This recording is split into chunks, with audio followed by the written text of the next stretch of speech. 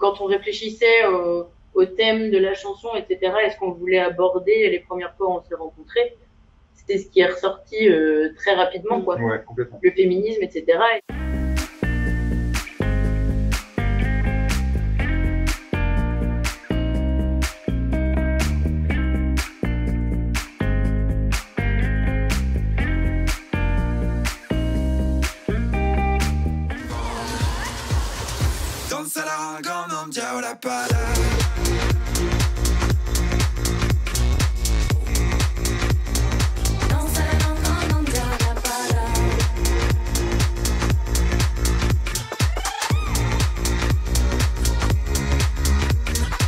L'histoire de Catel Golette, c'est la légende d'une jeune fille qui aime aller danser, sauf qu'à l'époque c'est très mal vu. Et en plus elle ne veut pas se marier, le comble, donc sa famille l'enferme dans une tour.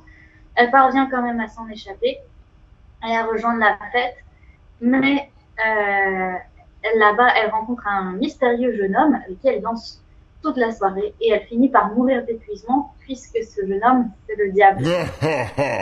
Quand on réfléchissait au thème de la chanson, etc., est-ce qu'on voulait aborder les premières fois où on s'est rencontrés, c'était ce qui est ressorti très rapidement, quoi. Ouais, complètement. Le féminisme, etc.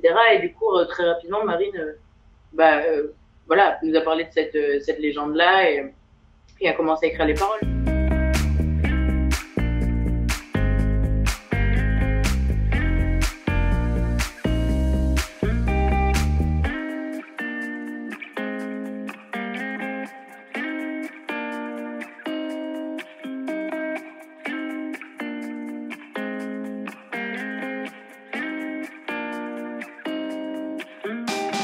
Elle est présentée, elle, comme une anti-héroïne.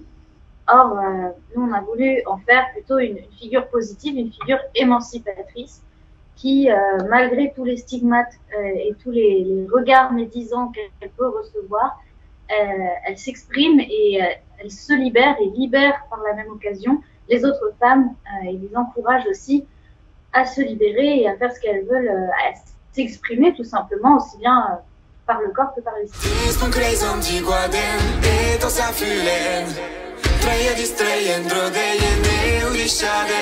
C'est quelque chose déjà qui m'intéresse depuis un certain temps, de réécrire des légendes pour les remettre au goût du jour et surtout des légendes qui ont des héroïnes féminines qui sont souvent négatives, perçues comme négatives, surtout en fait elles incarnent toujours le péché, la luxure, etc.